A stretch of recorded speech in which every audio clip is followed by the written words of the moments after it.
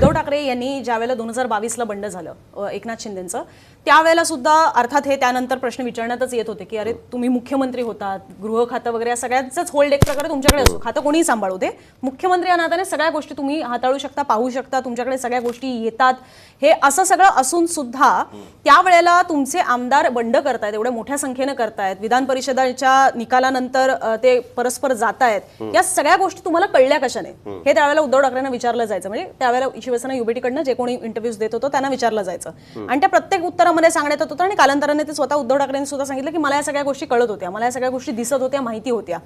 फक्त त्याच्यामध्ये एक फसगत अशी झाली की कदाचित त्यांनी असं ओळखलं नसेल की एकनाथ शिंदे जात आहेत पण ते नाव आणि चिन्ह घेऊन जाणार आहेत, कदाचित हे ओळखलं नसेल, पण जात आहेत तर जाऊ द्या वगैरे अशा पद्धतीने त्यावेळेला सांगण्यात येत होतं. आज सुद्धा आता हे पुलाखालून बरंच पाणी वाहून गेल्यानंतर, ताकद बऱ्यापैकी आटल्यानंतर, सत्ता कुठे नसल्यानंतर किमान हे जी एक शान होती उद्धव ठाकरेंकडे की 9 खासदार निवडून आणले, पक्षाचं नाव नाही, चिन्ह नाही, ओरिजिनल, आणि त्याही परिस्थितीमध्ये तुम्ही फोडलात पक्ष, सगळे लोक घेऊन गेलात, नव्यानं उमेदवार मी दिले, काही ताजे चेहरे दिले आणि शिंदेच्या शिवसेनेसमोर म्हणजे धनुष्यबाणासमोर सुद्धा जिकडे त्यांनी उमेदवार उतरवला त्याही ठिकाणी काही ठिकाणी त्यांनी मशालवर चिन्हावर नवीन उमेदवार जिंकून आणलेले आहेत.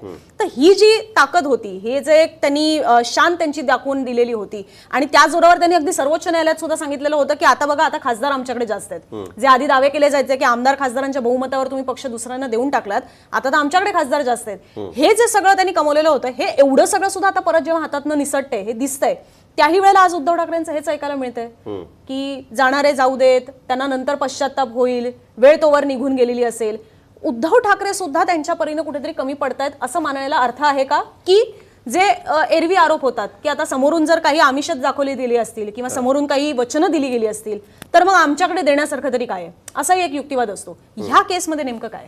हे बघ, मल्टिपल कारण आहेत. मी जे उपस्थित नव्हते त्यापैकी काही खासदारांची मी बोललोय आणि साधारणतः त्यातले काही जण आपण सोडून देऊया, पण मी नावं पण कोणाची घेणार नाही, पण साधारणतः त्यांचा सूर अशा पद्धतीचा होता. बऱ्याच ठिकाणी लोकल राजकारण हे अत्यंत महत्त्वाचं ठरतंय. लोकल राजकारणामध्ये कोण कोणाच्या बाजूने उभे आहे, परत प्रत्येक खासदार, आता कसं झालेलं आहे की प्रत्येक नेत्याला आपल्या परिवारातले लोक किंवा आपले कार्यकर्ते कसे सेट होतील हे पण बघावं लागतंय त्यांना. त्याच्यामध्ये रिस्पॉन्स काय मिळतोय मातोश्रीकडनं. कसं आहे ना, आता परिस्थिती अशी झालेली आहे की शिवसेना युबीटीला म्हणजे ठाकरेंना पक्ष म्हणून सेट करायचा आहे.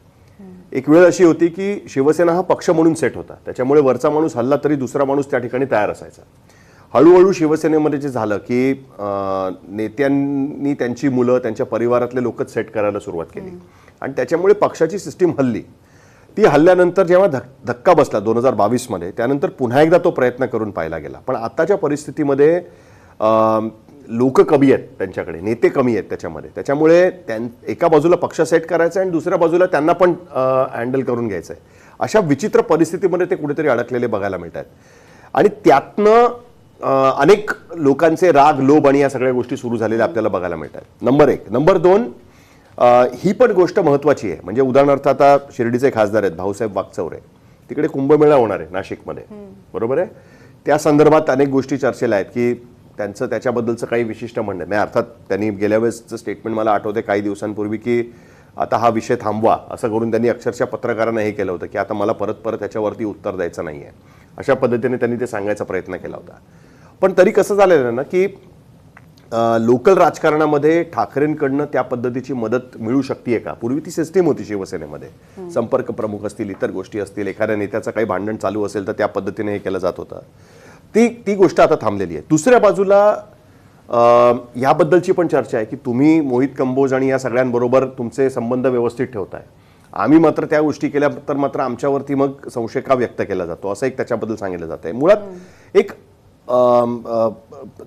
वातावरण विश्वासाचं नाहीये, अविश्वासाचं वातावरण आहे आणि त्याच्यासाठी देशातली राजकीय परिस्थिती पण आहे ना. म्हणजे तृणमूल काँग्रेसमध्ये ज्या पद्धतीने सुदीप बंदोपाध्याय सारखा व्यक्ती जो 7 वेळेला खासदार म्हणून निवडून गेलेला आहे, ममता बॅनर्जींबरोबर इतके वर्ष सुदीप बंदोपाध्याय राहिलेले आहेत, त्यांचं सुद्धा जाणं त्या काय NCPI जी काय नॅशनल सिटीजन्स पार्टी ऑफ इंडियामध्ये जाणं हे जसं धक्कादायक आहे, त्याच पद्धतीची गोष्ट ठाकरेंच्या बाबतीत पण घडलेली आहे. त्याच्यामुळे त्यांना आता त्यांचा कंट्रोल त्याच्यावरती नाही ही गोष्ट लक्षात आलेली आहे. आणि दुसऱ्या बाजूला केंद्र सरकार अजूनही ताकदवान होत चाललेलं आहे. तुम्ही 2024 पर्यंत पॉलिटिकल सिच्युएशन्समध्ये ज्या चर्चा सुरू होत्या त्या वेगळ्या पद्धतीच्या चर्चा होत्या. तिथे एक स्कोप अनेकांना वाटत होता की आपल्याला पॉलिटिकल स्कोप आहे, लोक आपल्याला त्या पद्धतीने निवडून देत आहेत. विधानसभा निवडणुकीने सगळ्या गोष्टी बदलल्या. आणि मी तुला लिहून देतो, ठाकरेंचं वागणं असंच राहिलं असतं, जे आत्ता आहे तसंच. ते काय वागणं आहे सगळ्यांना माहिती आहे, ते तसंच राहिलं असतं. पण विधानसभेची निवडणूक जर ते जिंकली असते तर हे सगळं वागणं पण पचनी पडलं असतं. कळलं का? हे सगळं वागणं, कारण ह्यातले बरेचसे खासदार असे आहेत ना की त्यांना म्हणजे भाऊसाहेब वागचौरेंचं तिकीट कापून त्यावेळेस 2019 मध्ये तिकीट बदलून त्यांना दुसऱ्यांना तिकीट देण्यात आलेलं होतं. 24 मध्ये त्यांना पुन्हा बोलवून तिकीट देण्यात आलं. तिकडचे जे खासदार होते ते गेले शिंदेबरोबर, म्हणून त्यांच्या जागी वागचौरेंना पुन्हा तिकीट देण्यात आलेलं होतं. त्याच पद्धतीने ओमराजे निंबाळकर हे सलग त्या ठिकाणी राहिलेत. पण ओमराजे निंबाळकरांचं त्यांच्या मतदारसंघामधली परिस्थिती म्हणजे धाराशिवमधली परिस्थिती अशी आहे की तिकडे राणा जगजितसिंग पाटील हे यांच्याकडे बरोबर आहेत, महायुतीकडे आहेत. आणि त्यांचं जे आपापसातलं पॉलिटिकल वगैरे, त्यामुळे त्यांना एकत्र राहणं शक्य नाही. त्याच्यामुळे त्यांचा एक प्रॉब्लेम त्या ठिकाणी आहे. तो जर प्रॉब्लेम सॉल्व्ह होऊ शकला तर गोष्ट कदाचित वेगळी असू शकते. नागेश अष्टीकरण या लोकांना कधी वाटलंही नव्हतं की आपण खासदार बनू, आपल्याला पुन्हा तिकीट मिळेल, आपण पुन्हा सत्तेमध्ये जाऊ किंवा या सगळ्या गोष्टी होतील. ह्या पार्श्वभूमीवरती जेव्हा आता त्यांच्याकडे संधी उपलब्ध आहे आणि आत्ताच्या परिस्थितीमध्ये दिसतंय की केंद्रामध्ये कुठल्याही परिस्थितीमध्ये जी 3 डिलिमिटेशनची बिलं आहेत ती मंजूर करून घेणं हे सरकार, म्हणजे ज्या पद्धतीने सरकारने रिॲक्ट केलं ज्यावेळेस ती बिलं डिफीट झाली त्याच्यानंतर, ती कुठल्याही परिस्थितीत मंजूर करून घ्यायची. आणि त्या दृष्टीने पावलं टाकताना लोक बघतायत की तृणमूलचे 20 खासदार, मग ते NDA बरोबर दिसत आहेत, तिकडे DMKच्या खासदारांबरोबर चर्चा सुरू आहे. त्याचबरोबर राज्यसभेमध्ये तृणमूलच्या खासदारांचे राजीनामे चालू आहेत. तिथे बिजू जनता दलाच्या खासदारांनी, राज्यसभेतल्या खासदारांनी राजीनामा दिलेला आहे. अशा परिस्थितीमध्ये आत्ता गरज आहे आणि आत्ता जर आपण केलं तर त्याचा एक पॉलिटिकल फायदा आपल्याला मिळू शकेल, त्याचा आपल्याला इतर पद्धतीने फायदा मिळू शकेल.